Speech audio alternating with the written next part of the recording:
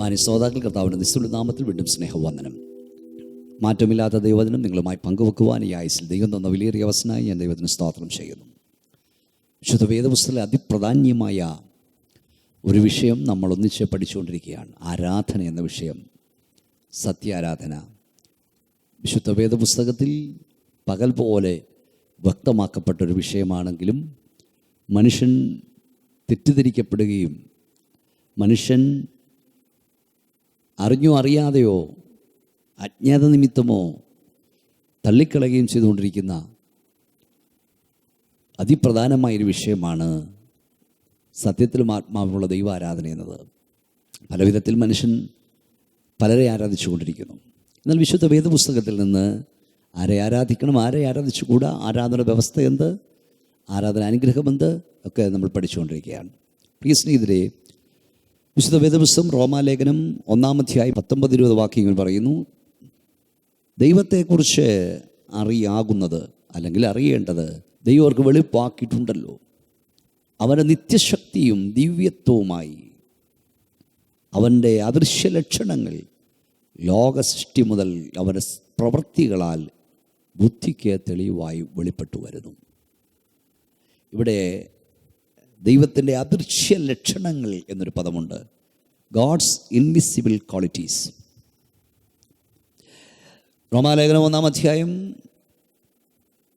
18 മുതലുള്ള വാക്യങ്ങളിൽ പറയുന്നത്, മനുഷ്യൻ ഇന്ന് അനുഭവിക്കുന്ന സകല ദുരിതങ്ങളും സൃഷ്ടിതാവായ ദൈവത്തെ മറന്ന് സൃഷ്ടി ആരാധിക്കുന്നതിനാൽ മനുഷ്യൻ്റെ ദുഷിച്ച ആരാധന നിമിത്തമാണ് എന്ന് വെളിപ്പെടുത്തുകയാണ്. മനുഷ്യൻ തമ്മിൽ അവമാനിക്കത്തക്കവണ്ണം അശുദ്ധിയിലും അവമാന രാഗങ്ങളും ഏൽപ്പിക്കപ്പെടുകയും അവലക്ഷണമായതും ഉചിതമില്ലാത്ത ചെയ്യുവാൻ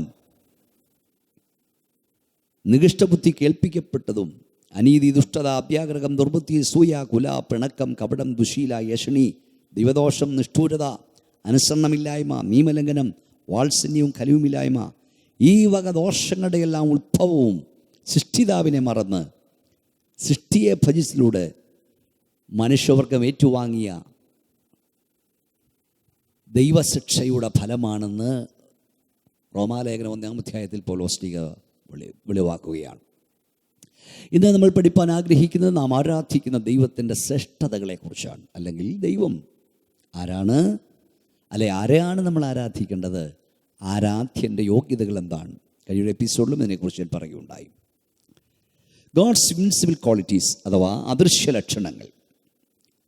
ദൈവത്തിന് മാത്രമുള്ളതും മറ്റാർക്കുമില്ലാത്തതുമായ 4 സ്വഭാവ ഗുണങ്ങളുണ്ട്. അതുള്ള ആളാണ് ദൈവം, അതില്ലാത്ത ആൾ ദൈവമല്ല. ഒന്ന്, ദൈവം ദൈവമാകണമെങ്കിൽ ദൈവത്തെ ആരും സൃഷ്ടിച്ചതായിരിക്കരുത്, അവൻ സൃഷ്ടിതാവായിരിക്കണം. ദൈവം സകലത്തെയും നിർമ്മിച്ചവനായിരിക്കണം. God is not creation, he is a creator. 2, ദൈവം ദൈവമായിരിക്കണമെങ്കിൽ ദൈവം സർവജ്ഞാനിയായിരിക്കണം. God is ഒംനിഷ്യന്റ്. 3, ദൈവം ദൈവമായിരിക്കണമെങ്കിൽ ദൈവം സർവശക്തനായിരിക്കണം. God is ഓംനിപൊട്ടന്റ്. 4, ദൈവം ദൈവമായിരിക്കണമെങ്കിൽ ദൈവം സർവവ്യാപിയായിരിക്കണം. God is ഓംനിപ്രസന്റ്. ഈ 4 യോഗ്യതയുള്ളയാളാണ് ദൈവം. ഇങ്ങനെയുള്ള ആളിനെ മാത്രമേ ആരാധിക്കാവൂ. ഈ 4 യോഗ്യതയുള്ളത് സർവശക്തനായ ദൈവത്തിന് മാത്രമാണ്. 1, ദൈവം ദൈവമാകണമെങ്കിൽ ദൈവത്തെ ആരും നിർമ്മിച്ചതാകരുത്. ദൈവം സ്വയംഭൂവായവനും സ്വയാസ്തിത്വമുള്ളവനും താനായി തന്നെ നിലനിൽക്കുന്നവനും ദൈവം സകലത്തെയും നിർമ്മിച്ചതുമായിരിക്കണം. യെശയ്യാപ്രവചനം 51:13, ആകാശത്തെ വിരിച്ച് ഭൂമിക്ക് അടിസ്ഥാനമിട്ട സൃഷ്ടാവായ ദൈവം പർവ്വതങ്ങളെ നിർമ്മിക്കുകയും കാറ്റിനെ സൃഷ്ടിക്കുകയും മനുഷ്യനോട് അവൻ്റെ നിരൂപണം ഇന്നതെന്ന് അറിയിക്കുകയും ഭൂമിയുടെ ഉന്നതകളിൽ നടകൊള്ളുകയും ചെയ്യുന്ന ദൈവം. ആമോസിന്റെ പ്രവചനം 4-ാം 13 വാനഗോളങ്ങളെ ചമച്ച ദൈവം, നക്ഷത്രമണ്ഡലത്തെ നിർമ്മിച്ച ദൈവം, അവനെ അത്രയേ ബൈബിൾ വെളിപ്പെടുന്നത്. സ്വർഗത്തിലുള്ളതും ഭൂമിയിലുള്ളതും ദൃശ്യമായതും അദൃശ്യമായതും സിംഹാസനങ്ങളും കർത്തൃത്വങ്ങളും വാഴ്ചകളും അധികാരങ്ങളും സകലവും അവൻ മുഖാന്തരം സൃഷ്ടിക്കപ്പെട്ടു. വിശുദ്ധ വേദപുസ്തകം ആരംഭിക്കുന്ന 31:1, ആദിയിൽ ദൈവം ആകാശവും ഭൂമിയും സൃഷ്ടിച്ചു. ആദിയിൽ. പ്രശസ്തമായൊരു ഗാനമുണ്ട്. മനുഷ്യൻ മതങ്ങളെ സൃഷ്ടിച്ചു, മതങ്ങൾ ദൈവങ്ങളെ സൃഷ്ടിച്ചു, മനുഷ്യനും ദൈവങ്ങളും ചേർന്ന് ഭൂമി പങ്കിട്ടെടുത്തു. ഇവിടുത്തെ പല ദൈവങ്ങളെ സംബന്ധിച്ചും അത് യാഥാർത്ഥ്യമായിരിക്കാം. എന്നാൽ വിശുദ്ധ ബൈബിൾ വെളിപ്പെടുത്തുന്ന ദൈവം മനുഷ്യൻ നിർമ്മിച്ച ദൈവമല്ല, മനുഷ്യനെ നിർമ്മിച്ച ദൈവമാണ്. ചരാചരങ്ങളെ നിർമ്മിച്ച ദൈവം, ആദിയിൽ ദൈവം. വിശുദ്ധ വേദപുസ്തകത്തിൽ ദൈവത്തിൻ്റെ പേരുകൾ അതിപ്രധാനമായത് യാഹ്വേ എന്നൊരു പദമാണ്. യഹോവ, എലോഹീം എന്നാണ് എബ്രായ പദം. നിനക്കറിഞ്ഞുകൂടെയോ, നീ കേട്ടിട്ടില്ലയോ? ഹോവ നിത്യദൈവം, ഭൂമിയുടെ അതികളെ സൃഷ്ടിച്ചവൻ തന്നെ. അവൻ ക്ഷീണിക്കുന്നില്ല, തളർന്നു പോകുന്നില്ല, അവൻ്റെ ബുദ്ധി അപ്രമേയമത്രേ. യെശയ്യാവ് 40:28 ഏതാണ്ട് 2700 പ്രാവശ്യം ഈ പദം ഉപയോഗിച്ചിരിക്കുന്നു. ഹോവ എൻ്റെ വാക്കിനർത്ഥം നിത്യൻ എന്നാണ്. സ്വയാസിസ്തമുള്ളവൻ എന്നാണ്. ആയിരുന്നവൻ, ആയിരിക്കുന്നവൻ, വരുന്നവനെന്നാണ്. വിശുദ്ധ ബൈബിൾ വെളിപ്പെടുന്ന ദൈവം മനുഷ്യൻ്റെ കൈവേലയല്ല, മനുഷ്യനെ സ്വന്തം കൈയാൽ മെനഞ്ഞവനാണ്, പ്രപഞ്ചത്തിന് വൃത്തം വരച്ചവനാണ്. പ്രിയ സ്നേഹിതരെ, നിങ്ങളും ഞാനും ആരാധിക്കേണ്ടത് അങ്ങനെയുള്ള ദൈവത്തെയാണ്. നിങ്ങൾ നിർമ്മിച്ചവനെയല്ല, നിങ്ങളെ നിർമ്മിച്ചവനെയാണ്. രണ്ടാമത് ഞാൻ പറഞ്ഞു, ദൈവമാകണമെങ്കിൽ ദൈവം സർവജ്ഞാനിയാണ്. ചില കാര്യങ്ങൾ ഇത് പഠിക്കേണ്ടത് ആവശ്യമാണ്. ബൈബിൾ പറയും, ഞാനല്ലാതെ വേറൊരു ദൈവമില്ല, ഞാൻ തന്നെ ദൈവം, എന്നെപ്പോലെ ഒരുത്തനുമില്ല. ആരംഭിൽ തന്നെ അവസാനവും പൂർവ്വകാലത്ത് തന്നെ മേലാൽ സംഭവിപ്പോഴും ഞാൻ പ്രസ്താവിക്കുന്നു, എൻ്റെ ആലോചന നിവൃത്തിയാകും. യെശയ്യാവ് 46:9-10. ആമോസ് 4:13 മനുഷ്യൻ്റെ ഹൃദയനിലൂടെ ഇന്നതെന്ന് അവനോട് അറിയിക്കുന്നവനാണ് ദൈവം. 139 സങ്കീർത്തനം ദൈവികത്തിൻ്റെ സർവജ്ഞാനത്തിൻ്റെ വിളംബരമാണ്. ഞാൻ ഇരിക്കുന്നതും എഴുന്നേൽക്കുന്നതും അവൻ അറിയുന്നു. എൻ്റെ നിരൂപണം അവൻ ദൂരത്ത് നിന്ന് ഗ്രഹിക്കുന്നു. എൻ്റെ നടപ്പും കിടപ്പും അവൻ ശോധന ചെയ്യുന്നു. എൻ്റെ വഴികളൊക്കെയും അവന് മനസ്സിലായിരിക്കുന്നു. ഹോവേ, നീ മുഴുവനും അറിയാതൊരു വാക്കും എൻ്റെ നാവിന്മേലില്ല. അതുകൊണ്ട് ദാവീദ് പറഞ്ഞു, ഈ പരിജ്ഞാനം എനിക്ക് അത്യത്ഭുതമാകുന്നു. 139 സങ്കീർത്തനം 1 മുതൽ 6 വരെയാണ്. ദൈവമാകണമെങ്കിൽ ദൈവം സർവജ്ഞാനിയാകണം. എന്തിനാണ് ദൈവം സർവജ്ഞാനിയാകുന്നത് പറയാം. ഇംഗ്ലീഷുകാരൻ ഇംഗ്ലീഷിൽ പ്രാർത്ഥിക്കും, തമിഴിൽ പ്രാർത്ഥിക്കും, തെലുങ്കിൽ പ്രാർത്ഥിക്കും, കന്നഡ അറിയാവുന്നവൻ കന്നഡയിൽ പ്രാർത്ഥിക്കും, അറബിയിൽ പ്രാർത്ഥിക്കും, ഹീബ്രു അറിയാവുന്നവൻ ഹീബ്രു ഭാഷയിൽ പ്രാർത്ഥിക്കും. ഇതെല്ലാം ദൈവം തമ്പുരാൻ കേൾക്കണം. ദൈവം തമ്പുരാന് തിരിഞ്ഞാൽ മാത്രം പോരാ, പ്രസൻറ്റിൽ ഇറങ്ങി വന്ന് പ്രവർത്തിക്കണം. അതുകൊണ്ടാണ് ദൈവം സർവജ്ഞാനിയായിരിക്കണമെന്ന് പറയുന്നത്. പ്രിയ സ്നേഹിതരെ, ഏതാണ്ട് 5000-ഓളം മെയിൻ സ്ട്രീം ഭാഷകൾ ഭൂമിയിലുണ്ട്. ഈ 5000 ഭാഷയും അറിയാവുന്ന ആരാണുള്ളത്? യേശുക്രിസ്തുവിൻ്റെ അമ്മ മറിയോ, തൻ്റെ ശിഷ്യന്മാർ പത്രോസ്ലിഹയോ പൗലോസ്ലിഹയോ യോഹന്നാനോ യൂദാസ്ലിഹയോ ഭൂമിയിലുണ്ടായിരുന്നപ്പോൾ അവർക്കറിയാവുന്ന രണ്ട് ഭാഷയായിരുന്നു, എബ്രായ ഭാഷയും ആരാമ്യ ഭാഷയും. ഒരു ഭാഷയും കൂടെ അറിയാമെങ്കിൽ ഗ്രീക്ക് ഭാഷ. 3 ഭാഷ അറിയാവുന്നിരിക്കട്ടെ. അവർ ഭൂമിയിൽ ജീവിച്ചിരുന്ന കാലഘട്ടത്തിൽ മലയാളം ഭൂമിയിലില്ലായിരുന്നു. അവർ ഭൂമിയിൽ ജീവിച്ചിരുന്ന കാലഘട്ടത്തിൽ ഇംഗ്ലീഷ് ഭാഷയില്ലായിരുന്നു, തമിഴില്ലായിരുന്നു, തെലുങ്കിലായിരുന്നു. അപ്പം മലയാളം എന്ന ഭാഷ ഭൂമിയിലില്ലായിരുന്ന കാലഘട്ടത്തിൽ ജീവിച്ചിരുന്ന ആളുകളോട് മലയാളത്തിൽ നിങ്ങൾ പ്രാർത്ഥിച്ചാൽ അവർക്ക് എങ്ങനെ മനസ്സിലാകും? തമിഴിൽ പ്രാർത്ഥിച്ചാൽ എങ്ങനെ മനസ്സിലാകും? അവർക്ക് മനസ്സിലാകില്ല. അപ്പോൾ ഭാഷ മുഴുവൻ അറിയാവുന്നവനാരാ? സർവശക്തനായ ദൈവം. ബൈബിൾ പറയുന്നു, യഹോവേ, എൻ്റെ ആഗ്രഹമൊക്കെ നിൻ്റെ മുമ്പിൽ ഇരിക്കുന്നു, എൻ്റെ ഞരക്കം നിറയ്ക്കും മറഞ്ഞിരിക്കുന്നില്ല. സങ്കീർത്തനം 38:9. എളിയുടെ പീഡയും ദരിദ്രന്മാരുടെ ദീർഘനിശ്വാസം നിമിത്തം ഞാൻ എഴുന്നേൽക്കും. 12 സങ്കീർത്തനം 4 വാക്യം. അതെ, നിങ്ങളുടെ ഞരക്കമറിയുന്ന, നെടുവീർപ്പുകൾക്ക് ഉത്തരം തരുന്ന ഒരു ദൈവമുണ്ട്. പ്രിയ സ്നേഹിതരെ, നീ ഇംഗ്ലീഷിൽ പ്രാർത്ഥിച്ചാലും തമിഴിൽ പ്രാർത്ഥിച്ചാലും തെലുങ്കിൽ പ്രാർത്ഥിച്ചാലും കന്നഡയിൽ പ്രാർത്ഥിച്ചാലും അറബിയിൽ പ്രാർത്ഥിച്ചാലും ഭാഷയൊന്നുമില്ലാതെ ഞരക്കം മാത്രം സ്വർഗത്തിലേക്ക് അയച്ചാലും ഉത്തരം തരാൻ കഴിവുള്ള ദൈവമുണ്ട്. അവനെയാണ് നിങ്ങൾ ആരാധിക്കേണ്ടത്. മനുഷ്യൻ ബൈബിൾ പറഞ്ഞതുപോലെ ജ്ഞാനികളെന്ന് പറഞ്ഞ് മൂഢരായിക്കൊണ്ടിരിക്കുന്നു. എത്രയോ ഭാഷ അറിയാവുന്ന ഭാഷാ പണ്ഡിതന്മാർ പോലും വിഗ്രഹങ്ങളുടെ മുമ്പിൽ തലകുനിക്കുന്നു, മനുഷ്യത്വങ്ങളുടെ മുമ്പിൽ നിന്ന് കൊടുക്കുന്നു, കാലുകൊണ്ട് അവരവരെ അനുഗ്രഹിക്കുന്നു. പടമൊക്കെ നമുക്ക് കാണാറുണ്ട്. നമ്മുടെ വർത്തമാന പത്രങ്ങളിലൊക്കെ ഉദ്ദിഷ്ട കാര്യസാധ്യത്തിന് ഉപകാര സ്മരണ എന്ന് പറഞ്ഞ് ഫോട്ടോസ് കാണാറുണ്ട്. ചില ആളുകൾ അവർക്ക് നന്ദി പറഞ്ഞുകൊണ്ട് വിശുദ്ധന്മാരുടെ, സ്ലീഹന്മാരുടെ, മധ്യസ്ഥന്മാരുടെയൊക്കെ ഫോട്ടോ ഇട്ടിട്ട് അതിനടിയിൽ എഴുതും താമസിച്ചതിന് ക്ഷമാപണം. എന്തൊരു മൗഢ്യമാണ്! നിങ്ങൾ ചിന്തിച്ചിട്ടുണ്ടോ? എന്താണ് അതിൻ്റെ അർത്ഥങ്ങൾ? ഏതെങ്കിലും ഒരു വിശുദ്ധൻ അയാളോട് മധ്യസ്ഥ അണച്ചപ്പോൾ കാര്യം സാധിച്ച് കിട്ടി, അതിന് ഉപകാരസ്മരണയായി നിങ്ങളുടെ ഫോട്ടോ ഇടുകയാണ്. അപ്പോൾ അതിൻ്റെ അർത്ഥം എന്താ? ഒരു ഉപകാരം നിങ്ങൾക്ക് ചെയ്തു, എന്നിട്ട് ആ മധ്യസ്ഥൻ നിങ്ങൾ ആരോട് പ്രാർത്ഥിച്ചോ അയാളിങ്ങനെ നോക്കിക്കൊണ്ടിരുന്നു. അതിൻ്റെ അർത്ഥം എന്താ? നിങ്ങളിടുന്ന പത്രം മനോരമയോ മാതൃഭൂമിയോ മംഗളമോ, ആ പത്രം അവരെവിടെ താമസിക്കുന്നത്? നരകത്തിലാണോ സ്വർഗത്തിലാണോ? പർദീസിട്ടെന്നിരിക്കട്ടെ, അവിടെ ചെല്ലുമെന്നാണോ നിങ്ങൾ വിശ്വസിക്കുന്നത്? അപ്പോൾ ഒരു ഉപകാരം ചെയ്തു, എന്നിട്ട് ഈ ആളെന്നും പത്രത്തിൽ നോക്കിക്കൊണ്ടിരിക്കുക. ഞാൻ മേരിക്കുട്ടിക്ക്, ലില്ലിക്കുട്ടിക്ക്, ജോണിക്കുട്ടിക്ക് ഉപകാരം ചെയ്തു, എൻ്റെ പേര് ഫോട്ടോ പത്രത്തിൽ ഇട്ടില്ലല്ലോ, താമസത്തിൽ ക്ഷമാപണം എന്ന് പറഞ്ഞാൽ താമസിച്ചാൽ ഉടനെ കോപിക്കും. അപ്പം നോക്കി കുറേ ദിവസമായിട്ടും ഫോട്ടോ വരുന്നില്ല. ഒരു ദിവസം കണ്ടു, ഫോട്ടോ ഇട്ടു, ലില്ലിക്കുട്ടി ഫോട്ടോ ഇട്ടിരിക്കുന്നു. ഇപ്പം വിശുദ്ധൻ സന്തോഷിക്കുന്നു. ഇതൊക്കെ നിങ്ങൾ വിശ്വസിക്കുന്നുണ്ടോ? മരിച്ചവരും മൗനതയിൽ ഇറങ്ങിയവരാരും ദൈവത്തെ ശ്രദ്ധിക്കുന്നില്ല. മരിച്ചവരോട് പ്രാർത്ഥിക്കാനോ മരിച്ചവർക്ക് വേണ്ടി പ്രാർത്ഥിക്കാനോ വേദവസ്ഥയില്ല. കഴിഞ്ഞ എപ്പിസോഡ് ഞാൻ അവസാനിപ്പിച്ചത്, ശുദ്ധന്മാർ ഭൂമിയിലായിരിക്കുമ്പോൾ അവർക്ക് പരസ്പരം ദൈവത്തോട് അവർക്ക് വേണ്ടി പ്രാർത്ഥിക്കാം. ഈ പ്രഭാഷണം നടത്തുന്ന പാസ്റ്റർ ബി മോനസിന് വേണ്ടി നിങ്ങൾക്ക് പ്രാർത്ഥിക്കാം, നിങ്ങൾക്ക് വേണ്ടി എനിക്ക് പ്രാർത്ഥിക്കാം. പക്ഷെ നിങ്ങളെല്ലാം കൂടെ എന്നോട് പ്രാർത്ഥിക്കാം, ഞാൻ പ്രാർത്ഥന ദൈവത്തിൻ്റെ കയ്യിൽ ഏൽപ്പിക്കുക, അത് വേദവസ്ത പ്രമാണമല്ല. മരിച്ചുപോയ ഒരാളോട് പ്രാർത്ഥിക്കാൻ വേദവസ്തം പറയുന്നില്ല. മരിച്ചവർക്ക് വേണ്ടി പ്രാർത്ഥിക്കാനും ബൈബിൾ പറയുന്നില്ല. ദൈവന്യായവിധി എന്ന വിഷയം നമ്മൾ വരും ദിനങ്ങളിൽ പഠിക്കുന്നതാണ്. അപ്പോൾ ഇത് കുറേ കൂടെ ക്ലിയറായി നിങ്ങൾക്ക് മനസ്സിലാകും. ഇത് നിങ്ങൾ ചിന്തിച്ച് നോക്കിയേ, ഒരാൾ ഉപകാരം ചെയ്തു, അയാൾ കാത്തിരുന്നു, ഫോട്ടോ പത്രത്തിലിടുന്നു, അപ്പം മനോരമ പത്രം അയാൾ നോക്കിക്കൊണ്ടിരിക്കുക. നിങ്ങൾ ചിന്തിച്ചേ, നിങ്ങൾ പറയുന്ന ഈ വിശുദ്ധന്മാർ ജീവിച്ച കാലഘട്ടങ്ങളിൽ അവർക്ക് മലയാളം അറിയില്ലായിരുന്നു. അങ്ങനെ മലയാളം അറിയാത്ത ഒരാളോട് നിങ്ങൾ പ്രാർത്ഥിച്ചാൽ എങ്ങനെ അവർ ഉത്തരം പറയുമെന്നാണ്?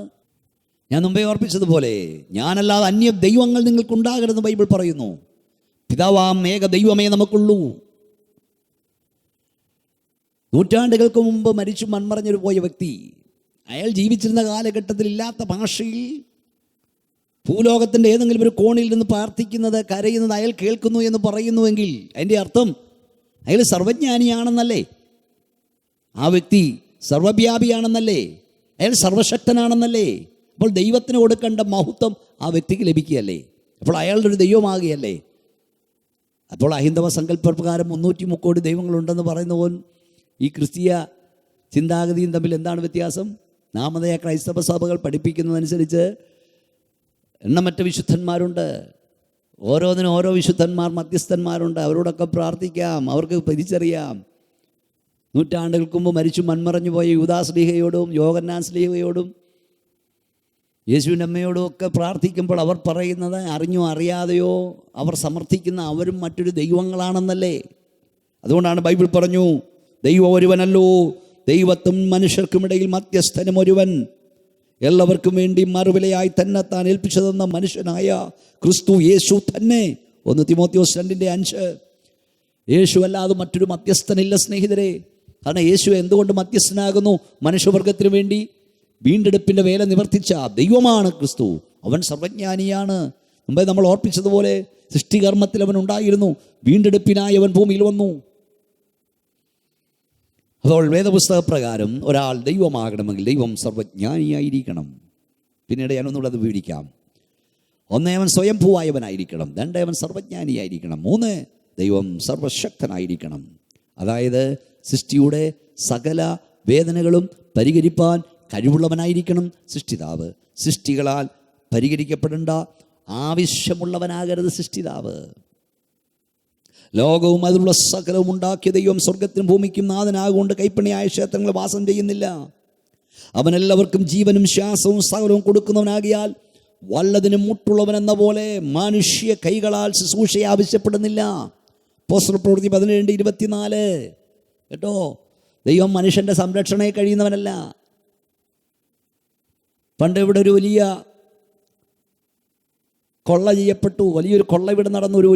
വലിയ ഒരു ദൈവത്തെ ഒരു മനുഷ്യൻ ഒരു വിഗ്രഹത്വം അടിച്ച് മാറ്റി മോഷ്ടിച്ച് വെറ്റിലക്കൊടിത്തോട്ടത്തിൽ കൊണ്ട് കുഴിച്ചിട്ടു. ഇവിടെ വലിയ പ്രശ്നമുണ്ടായപ്പോൾ അന്ന് ഇവിടെ മുഖ്യമന്ത്രിയായിരുന്ന മാന്യനായ ദേഹം ചോദിച്ചു, ഭഗവാന് പാറാവെന്തിനാണെന്ന്, ദൈവത്തിന് കാവലെന്തിനാണെന്ന്. പണ്ടൊരു ദൈവദാസൻ പ്രസംഗിച്ചു, യേശു ക്രിസ്തുവിൻ്റെ ബിംബം വെച്ച് പ്രതിമ വെച്ചിട്ട് അതിൻ്റെ മുകളിൽ കാന്തം വെച്ചു ഇടിയേക്കാതിരിക്കാൻ. ആ ദൈവദാസനെ നോക്കിപ്പോയിച്ചു, എന്നെ രക്ഷിക്കാൻ വന്ന യേശുവേ, നിന്നെ രക്ഷിക്കാൻ ഇപ്പം കാന്തം വേണമെന്ന്, ഇടിമിന്നൽ രക്ഷിക്കാൻ. ഇപ്പം മനുഷ്യൻ്റെ സംരക്ഷണ ആവശ്യമില്ലാത്തൊരു ദൈവമുണ്ട് സുഹൃത്തേ. മനുഷ്യൻ സൂക്ഷിക്കേണ്ടാത്തൊരു ദൈവമുണ്ട്. റിവാൾവറുമായി, സ്റ്റൺ ഗണ്ണുമായി, മിഷൻ ഗണ്ണുമായി അനേക ദൈവങ്ങൾക്ക് ചുറ്റും മനുഷ്യൻ കാവൽ നിൽക്കുമ്പോൾ മനുഷ്യൻ്റെ കാവൽ ആവശ്യമില്ലാത്ത മനുഷ്യനെ കാവൽ ചെയ്യുന്ന ഒരു ദൈവമുണ്ട്. അവനെക്കുറിച്ചാണ് ഞങ്ങൾ നിങ്ങളോട് പറയുന്നത്. വേദപുസ്തകം പറഞ്ഞു, ദൈവത്തിൻ്റെ ജ്ഞാനം, ധനം, അറിവ് എന്നിവയുടെ ആഴമേ, അവൻ്റെ ന്യായവിധികൾ എത്ര അപ്രമേയം, അവൻ്റെ വഴികൾ എത്ര അഗോചരമാകുന്നു. കർത്താവിൻ്റെ മനസ്സറിഞ്ഞവനാർ? സകലവും അവനിൽ നിന്നും അവനാലും അവങ്കിലേക്കുമാകുന്നു വല്ലോ. അവനെ എന്നേക്കും മഹത്വമാമീൻ. സർവശക്തനായ ദൈവം, മനുഷ്യൻ്റെ കൈകളാൽ ശുശ്രൂഷ ആവശ്യപ്പെടാത്ത ദൈവം. അവൻ ചോദിക്കുന്നു, ഇരമ്യാ 32:27, ഞാൻ സകല ജഡത്തിനും ദൈവമായ യഹോവയാകുന്നു, എനിക്ക് കഴിയാത്ത വല്ല കാര്യമുണ്ടോ? തൻ്റെ ഉള്ളം കൈകൊണ്ട് വെള്ളമളക്കുകയും ചാണുകൊണ്ട് ആകാശപരിമാണമെടുക്കുകയും ഭൂമിയുടെ പൊടി നാഴിയിൽ കൊള്ളിക്കുകയും പർവ്വതങ്ങളെ വെള്ളിക്കോൽ കൊണ്ടും കുന്നുകൾ തുലാസിലും തൂക്കുകയും ചെയ്തവനാർ? ആ സർവശക്തനായ ദൈവം, അവനെയാണ് മനുഷ്യൻ ആരാധിക്കേണ്ടത്. അവനെ ആരാധിപ്പാൻ ദൈവം നമുക്ക് ഭാഗ്യം തന്നല്ലോ. ആ ഭാഗ്യം ലഭിക്കാത്തവർ ഈ ഭാഗ്യം അറിയണം. നാലാമതായി പറഞ്ഞു, ദൈവമാകണമെങ്കിൽ ദൈവം സർവ്വവ്യാപിയായിരിക്കണം. അതായത് ഈ യൂണിവേഴ്സിൽ മുഴുവൻ നിറഞ്ഞു നിൽക്കുന്നവനായിരിക്കണം ദൈവം. ആഴിയുടെ അടിത്തട്ടോ ആകാശത്തിൻ്റെ അനന്തതയോ അവന് പ്രശ്നമാകരുത്. എന്നുമ്പേ ഓർപ്പിച്ചതുപോലെ ഭൂമിയുടെ ഏത് കോണിൽ നിന്നും നിലവിളിച്ചാലും ആ പ്രാർത്ഥന കേൾക്കുകയും അറ്റ് പ്രസൻറ്റിൽ ഇറങ്ങി വന്ന് പ്രവർത്തിക്കുകയും ചെയ്യുവാൻ കഴിവുള്ളവനായിരിക്കണം ദൈവം. 40,000 അടി ഉയരത്തിൽ പറക്കുന്ന ഫ്ലൈറ്റിൽ നിന്നുകൊണ്ട് ഒരാൾ പ്രാർത്ഥിച്ചാൽ, കരഞ്ഞാൽ ആകാശം ചായ്ച്ചിറങ്ങി അറ്റ് പ്രസൻറ്റിൽ അവിടെ ഇറങ്ങി വന്ന് പ്രവർത്തിപ്പാൻ ദൈവത്തിന് കഴിയണം. അനന്തപജ്ഞാന്ന വണ്യമായ മഹാസമുദ്രത്തിലൂടെ പോകുന്ന കപ്പലിലിരുന്ന് ആ കപ്പൽ തകരുമെന്ന് കണ്ടാൽ അതിനകത്തൊരാൾ നിലവിളിച്ചാൽ അവിടെ ഇറങ്ങിച്ചെല്ലുവാൻ കഴിവുള്ളവനായിരിക്കണം ദൈവം. ദൈവത്തെ സംബന്ധിച്ച് വിശുദ്ധ ബൈബിൾ ഇവിടുത്തെ സർവജ്ഞാനിയായ സർവ്വവ്യാപിയായ ദൈവത്തെ സംബന്ധിച്ച് കാരാഗ്രഹത്തിൻ്റെ ഇരുമ്പ് ഗേറ്റുകൾ അവന് പ്രശ്നമല്ല, ആഴിക്കടി അവന് പ്രശ്നമല്ല, ആകാശത്തിൻ്റെ അനന്തത അവന് പ്രശ്നമല്ല, മെഡിക്കൽ കോളേജിൻ്റെ ICU വാർഡ് അവന് പ്രശ്നമല്ല. നിങ്ങൾ എവിടെയാണോ അവിടെ ഇറങ്ങി വന്ന് പ്രവർത്തിപ്പാൻ ദൈവത്തിന് കഴിയും. അവൻ സർവ്വവ്യാപിയാണ്. വാതിലടച്ചിരിക്കെ അവൻ ശിഷ്യന്മാർക്ക് പ്രത്യക്ഷപ്പെട്ടു. പത്മോസിൽ ഏകാന്ത തടവിൽ അകപ്പെട്ട യോഹന്നാൻ അവൻ പ്രത്യക്ഷനായി. എമ്മോസിലേക്ക് പോയ ശിഷ്യന്മാരോടൊപ്പം അവൻ ചേർന്ന് നടന്നു. അവൻ എവിടെയും പ്രത്യക്ഷനാകുന്നവനാണ്. ദൈവമാകണമെങ്കിൽ അവൻ സർവ്വവ്യാപിയായിരിക്കണം. യൂണിവേഴ്സ് നിറഞ്ഞു നിൽക്കുന്നവനായിരിക്കണം. ഒരിടത്ത് മാത്രം കുടിയിരിക്കുന്നവനോ കുടിയിരുത്തപ്പെട്ടവനോ ആയിരിക്കരുത്. ദൈവസാന്നിധ്യത്തെക്കുറിച്ച് കീർത്തനക്കാരൻ പറയുന്നു, നിൻ്റെ ആത്മാവിനെ ഒളിച്ച് ഞാൻ എവിടേക്ക് പോകും? തിരുസന്നിധി വിട്ട് ഞാൻ എവിടേക്ക് ഓടും? ഞാൻ സ്വർഗത്തിൽ കയറിയാൽ നീ അവിടെയുണ്ട്, പാതാളത്തിൻ്റെ കിടക്ക് വിരിച്ചാൽ നീ അവിടെയുണ്ട്. ഞാൻ ഉഷസ്സിന് ചെറുതരിച്ച് സമുദ്രത്തിൻ്റെ അറ്റയെന്ന് പാർത്താൽ അവിടെയും നിൻ്റെ വലങ്കി എന്നെ പിടിക്കും. ഇരുട്ടുപോലും നിനക്ക് മറവായിരിക്കുന്നില്ല, ഇരുട്ടും വെളിച്ചവും നിനക്ക് ഒരുപോലെ. 139 സങ്കീർത്തനം 7-8 വാക്യമാണ് ഞാൻ വായിച്ചത്. അതോടൊപ്പം ആമോസ് പറയുന്നു, ആമോസിൻ്റെ പ്രവചനം 9:2, അവൻ പാതാളത്തിൽ തുറന്നു കിടന്നാലും അവിടെ നിന്ന് എൻ്റെ കൈ അവരെ പിടിക്കും. അവർ ആകാശത്തിൽ കയറിപ്പോയാലും അവിടെ നിന്ന് ഞാൻ അവരെ ഇറക്കും. ഒബദ്യാവിൻ്റെ പുസ്തകം 4-ാം വാക്യം, നീ കഴുകനെ പോലെ ഉയർന്നാലും നക്ഷത്രങ്ങളിൽ കൂടുവച്ചാലും അവിടെ നിന്ന് ഞാൻ നിന്നെ ഇറക്കും. അപ്പോൾ ദൈവസ്ഥാനത്തിന് ഓടി ഒലിക്കുവാൻ ഒരു മനുഷ്യൻ കഴിയില്ല. ആദ്യമായി ചന്ദ്രയാത്ര നടത്തിയ റഷ്യക്കാർ അവിടെ ചെന്നിട്ട് പറഞ്ഞു, ഞങ്ങളിവിടെ നിന്നും ദൈവസാന്നിധ്യം കണ്ടില്ല, ദൈവത്തെ അറിഞ്ഞില്ലെന്ന്. എന്നാൽ അമേരിക്കൻ ബഹിരാസഞ്ചാരികൾ യാത്ര തിരിച്ച് അവർ പറഞ്ഞു, ഞങ്ങൾ പോയിടത്തെല്ലാം ദൈവസാന്നിധ്യം അനുഭവിക്കുകയായിരുന്നെന്ന്. പ്രിയ സ്നേഹിതരെ, ഭൂലോകം മുഴുവൻ നിറഞ്ഞു നിൽക്കുന്നവനായിരിക്കണം ദൈവം. എവിടെങ്കിലും കുടിയിരുത്തപ്പെടുന്നവനാകരുത്. ഇന്ന് പ്രാദേശിക ദൈവങ്ങളുണ്ട്, ജാതീയ ദൈവങ്ങളുണ്ട്, ഓരോ ജാതിക്കും ഓരോ ദൈവങ്ങൾ. ഇതൊന്നും യഥാർത്ഥ ദൈവങ്ങളല്ല. സർവശക്തനായ ദൈവം ഭൂലോക ജാതികൾക്ക് മുഴുവൻ ഭരണം നടത്തുന്ന രാജാതിരാജാവും കർത്താതികർത്തവുമായ ദൈവം. വിശുദ്ധ വേദപുസ്തകത്തിൽ യോബിൻ്റെ പുസ്തകം 38 മുതലുള്ള അധ്യായങ്ങളിൽ ഭക്തശിരോമണിയായ പുരാതന ഭക്തനായ യോബിന് ദൈവം പ്രത്യക്ഷപ്പെടുന്നു. 32:1, അനന്തരം യഹോവ ചുഴലിക്കാട്ടിൽ നിന്ന് യോബിനോട് അരുളി ചെയ്തു. മനുഷ്യനോട് സംസാരിക്കുന്ന ദൈവം, മനുഷ്യൻ്റെ ആവലാതി അറിയുന്ന ദൈവം, വേദന അറിയുന്ന ദൈവം, ഞരക്കമറിയുന്ന ദൈവം. ബൈബിൾ നോക്കിയാൽ അങ്ങനെ സങ്കടമറിയുന്ന ദൈവം, എവിടെയും ഇറങ്ങി വരുന്ന ദൈവം, എവിടെയും പ്രവർത്തിക്കുന്ന ദൈവം. മാന്യ സ്നേഹിതരെ, ഈ പ്രഭാഷണം നിങ്ങൾക്ക് വേണ്ടിയുള്ളതാണ്. നിങ്ങളുടെ സാഹചര്യം എന്തായാലും എവിടെയായാലും ഇറങ്ങി വരുന്ന ദൈവം. മെഡിക്കൽ കോളേജിൻ്റെ ICU വാർഡ് അവന് പ്രശ്നമല്ല, കാരാഗ്രഹവന് പ്രശ്നമല്ല, ഇരുമ്പടി അവന് പ്രശ്നമല്ല, ദൂരം അവന് പ്രശ്നമല്ല, നേരം അവന് പ്രശ്നമല്ല. ആ സർവശക്തനായവൻ ഇപ്പോൾ നിങ്ങളുടെ അരികിൽ ഇറങ്ങി വരാൻ സർവശക്തനാണ്. യോബിനോട് ദൈവം സംസാരിക്കുന്നു. അനേക ചോദ്യങ്ങളിലൂടെ ദൈവത്തിൻ്റെ മഹത്വം ദൈവം യോബിന് വെളിപ്പെടുത്തി കൊടുക്കുന്നു. അതുകൊണ്ടാണ് 19-ാം സങ്കീർത്തനക്കാരൻ പറഞ്ഞു, ആകാശം ദൈവത്തിൻ്റെ മഹത്വത്തെ വർണ്ണിക്കുന്നു, ആകാശവിധാനം അവൻ്റെ കൈവേലയെ പ്രസിദ്ധമാക്കുന്നു. ഈ പ്രപഞ്ചം ദൈവത്തിൻ്റെ കരവിരുതിൻ്റെ പ്രദർശനശാലയാണ്. യോബിനോട് തമ്പുരാൻ അനേക ചോദ്യങ്ങൾ ചോദിക്കുന്നുണ്ട്. നിങ്ങൾ യോബിൻ്റെ പുസ്തകം 38 മുതൽ അധ്യായങ്ങൾ വായിച്ച് നോക്കണം. പ്രിയ സ്നേഹിതരെ, ഇടിയും മിന്നലും അടിയങ്ങൾ വിടകൊള്ളട്ടെ എന്ന് ചോദിച്ചുകൊണ്ട് യാത്ര ചോദിച്ചു പുറപ്പെടും ദൈവസന്നിധിയിൽ നിന്നാണ് സർവശക്തനായ ദൈവം, പ്രപഞ്ച സൃഷ്ടിതാവായ ദൈവം, സർവജ്ഞാനിയായ ദൈവം, സർവവ്യാപിയായ ദൈവം, ആ ദൈവത്തെയാണ് മനുഷ്യൻ ആരാധിക്കേണ്ടത്. ദൈവത്തെ ആരും ഒരു നാളും കണ്ടിട്ടില്ല എന്ന് ബൈബിൾ പറയുന്നു. പക്ഷേ അവൻ്റെ മടിയിൽ നിന്ന് ആ പുത്രൻ തമ്പുരാൻ യേശു ക്രിസ്തു ദൈവം ആരെന്ന് മനുഷ്യന് വെളിപ്പെടുത്തി കൊടുത്തു. യേശു ക്രിസ്തു ഭൂമിയിൽ വന്നപ്പോൾ പൂർണ്ണ ദൈവവും പൂർണ്ണ മനുഷ്യനുമായിരുന്നു. യേശു ക്രിസ്തുവിൻ്റെ തിരുവവതാരം, ജഡാവതാരം മനുഷ്യന് മനസ്സിലാകാൻ കഴിയാത്ത ഒരു സമസ്യയാണ്. യേശു ക്രിസ്തു ഭൂമിയിലായിരുന്നപ്പോൾ പൂർണ്ണ ദൈവവും പൂർണ്ണ മനുഷ്യനുമായിരുന്നു. യേശു ക്രിസ്തുവിൻ്റെ മനുഷ്യത്വത്തിന് തെളിവ്, യേശു ഭൂമിയിലായിരുന്നപ്പോൾ അവന് വിശന്നു, അവന് ദാഹിച്ചു, അവൻ ക്ഷീണിച്ചു, അവൻ ഉറങ്ങി, അവൻ മനുഷ്യൻ്റെ വേദന കണ്ടപ്പോൾ വേദനിച്ചു, ഉള്ളം നൊന്തു, കലങ്ങി, അവൻ കണ്ണുനീർ വാർത്തു. അവൻ എൻ്റെ ദൈവമേ എന്നെ കൈവിട്ടെന്ന് ചോദിച്ചു. പലർക്കും മനസ്സിലാകാത്ത യേശു ദൈവമായിരുന്നു എന്തിനാണ് നിലവിളിച്ചത്. എന്നാൽ അതേ സമയം യേശു ദൈവത്തെ വെളിപ്പെടുത്തി. എവിടൊക്കെ? കാറ്റിനെയും കടലിനെയും വാക്കാൽ ശാന്തമാക്കി. 5 അപ്പം 5000 പോഷിപ്പിച്ചു. മരിച്ച ലാസറിനെ ഉയർപ്പിച്ചു. യായിറോസിൻ്റെ മകളെ ഉയർപ്പിച്ചു.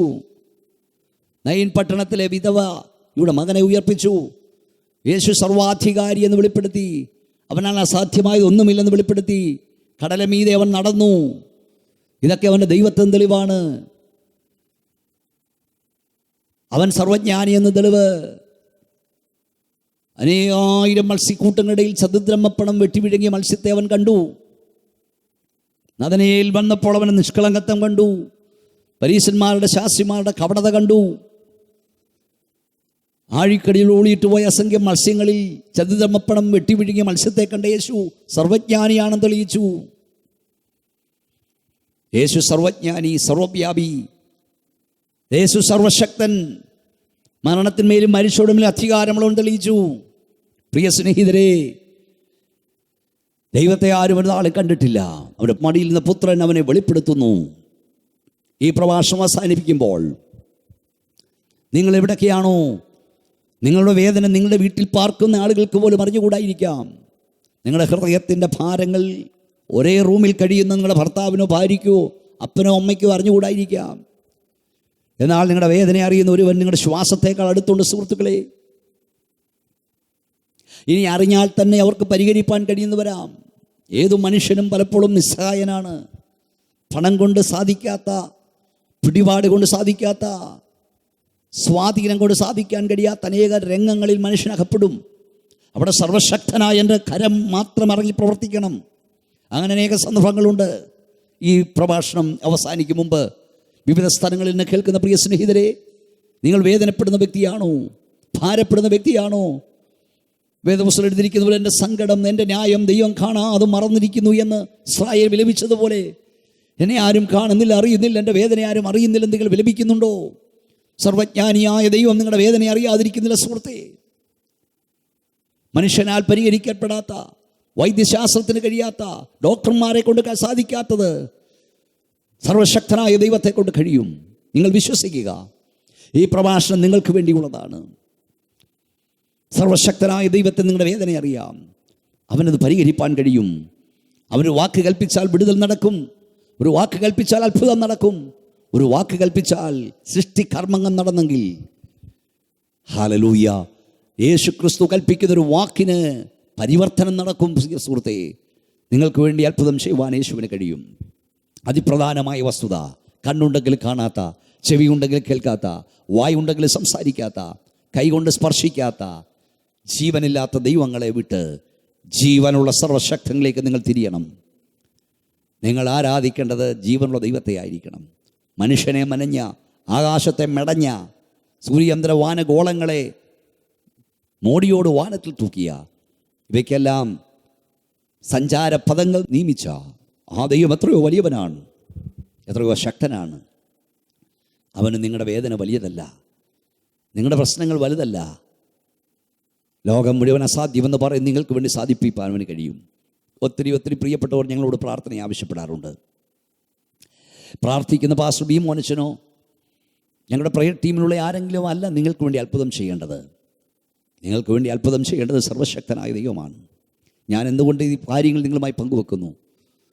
ഈ വലിയ ദൈവത്തിന്, ഈ സർവശക്തനായ ദൈവത്തിന് നിങ്ങളുടെ ചെറിയ കാര്യങ്ങൾ വലിയ കാര്യമല്ല.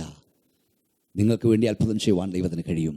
വിശ്വസിക്കുക. എന്നാൽ ഏറ്റവും അതിപ്രധാനമായ വസ്തുത, നിങ്ങൾ ദൈവത്തെ മാത്രമേ ആരാധിക്കാവുള്ളൂ, ദൈവത്തോട് മാത്രമേ പ്രാർത്ഥിക്കാവുള്ളൂ, അവനോട് മാത്രമേ നിങ്ങൾ നിലവിളിക്കാവുള്ളൂ, അവനോട് മാത്രമേ കരയാവുള്ളൂ, അവനോട് മാത്രമേ ആവശ്യങ്ങൾ പറയാവുള്ളൂ.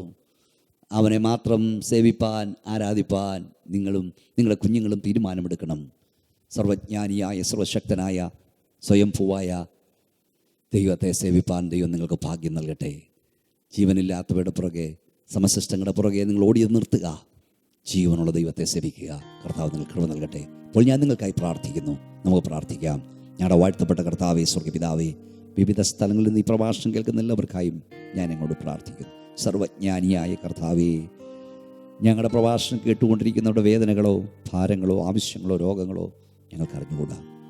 ഇപ്പോൾ ആരൊക്കെ എവിടെയൊക്കെ ഇരുന്ന് ഈ പ്രഭാഷണം കേൾക്കുന്ന അങ്ങേക്കറിയാം. കർത്താവേ, ഇവരുടെ വേദന നീ അറിയുന്നവനാണ്. അതുമാത്രമല്ല, അറിഞ്ഞാൽ പോലും ഞങ്ങൾക്കത് പരിഹരിപ്പാൻ കഴിയില്ല. പക്ഷേ എപ്പോൾ എവിടെ ഇരുന്ന് ഈ പ്രഭാഷണം കേൾക്കുന്നു അവിടെ ഇറങ്ങിച്ചെന്ന് പ്രവർത്തിപ്പാൻ അങ്ങേക്ക് കഴിയും. ഒരു പക്ഷേ ഹോസ്പിറ്റലിലെ വരാന്തയിലായിരിക്കാം, വേദനപ്പെട്ട് കിടക്കുന്ന രംഗങ്ങൾ കിടക്കമയിലായിരിക്കാം, കർത്താവേ കാരാഗ്രഹത്തിലായിരിക്കാം. ഇവർ പ്രാർത്ഥിക്കുന്ന അനേക വിഷയങ്ങളുണ്ട്. ദൈവീയ വിടുതലുകൾ അവിടെ അയക്കണമേ. അങ്ങ് ഇറങ്ങിച്ചെല്ലണമേ, അങ്ങ് പ്രവർത്തിക്കണമേ. ഒരുപക്ഷെ വനാന്തരങ്ങളിലായിരിക്കാം, ഒരുപക്ഷെ ഗൾഫ് രാജ്യങ്ങളിലായിരിക്കാം, ആർക്കും ചെന്നെത്താൻ കഴിയാത്ത സ്ഥലങ്ങളിൽ, മലമടക്കുകളിലായിരിക്കാം, അതിർത്തിയിലായിരിക്കാം, യുദ്ധമുന്നണിയിലായിരിക്കാം. അവിടെയെല്ലാം ഇറങ്ങിച്ചെല്ലുവാൻ കഴിവുള്ള സർവജ്ഞാനിയെ, യൂണിവേഴ്സ് നിറഞ്ഞു നിൽക്കുന്ന കർത്താവേ, നിന്റെ കരം അവർക്ക് വേണ്ടി ചലിക്കണമേ. അങ്ങ് പ്രവർത്തിച്ചെന്നറിഞ്ഞങ്ങ് മഹത്വപ്പെടുത്തുവാൻ ഞങ്ങൾക്ക് ഇവിടെ നൽകണം. ഈ ജീവനുള്ള ദൈവത്തെ സേവിപ്പാൻ ഞങ്ങളുടെ കേൾവിക്കാർക്ക് നീ കൃപ നൽകണം. അവിടുത്തെ കരം അവരെ തൊടുന്നോർത്ത് സ്തോത്രം, അങ്ങ് അത്ഭുതം ചെയ്യുന്നോർത്ത് സ്തോത്രം. പ്രാർത്ഥന ഞാൻ സ്തുതിക്കുന്നു യേശുവിൻ്റെ നാമത്തിൽ തന്നെ, ആമേൻ.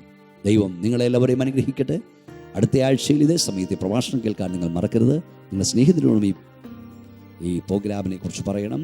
ഈ പ്രോഗ്രാം നിങ്ങൾ സ്പോൺസർ ചെയ്യുവാൻ ആഗ്രഹമുണ്ടെങ്കിൽ ചെറിയ തുക നിങ്ങൾ മുടക്കിയാൽ അനേകായിരങ്ങൾ ഈ സത്യവചനം അറിയുവാനിടയാകും. നിങ്ങൾക്കതിന് താല്പര്യമുണ്ടെങ്കിൽ ഞങ്ങളുമായി ബന്ധപ്പെടാവുന്നതാണ്. ദൈവം നിങ്ങളെ എല്ലാവരെയും അനുഗ്രഹിക്കുമാറാകട്ടെ. ആമേൻ.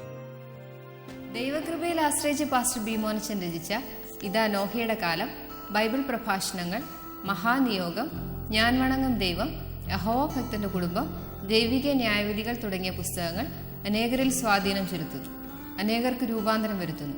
ഇവയിൽ ഇപ്പോൾ ലഭ്യമാകുന്ന 4 പുസ്തകങ്ങൾ യഹോവ ഭക്തന്റെ കുടുംബം, ദൈവിക ന്യായവിധികൾ, ഞാൻ വണങ്ങും ദൈവം, സമയമെടുത്തു തുടങ്ങിയവയാണ്. ഈ പുസ്തകങ്ങൾ നിങ്ങളുടെയും നിങ്ങളുടെ കുടുംബത്തിൻ്റെയും ആത്മീക വർധനയ്ക്ക് ഉതകുമെന്ന് ഞങ്ങൾക്ക് ഉറപ്പുണ്ട്. ഈ പുസ്തകങ്ങൾ നിങ്ങൾക്ക് ആവശ്യമെങ്കിൽ താഴെ കാണുന്ന വിലാസത്തിലോ ഞങ്ങളുടെ ഫോൺ നമ്പറിലോ ബന്ധപ്പെടുക. ഞങ്ങളുടെ വിലാസം: pastor B Monachan, faith gospel ministry, Eruva east PO, Kayamkulam. Phone 9744992186, 9656601321, 8547649440.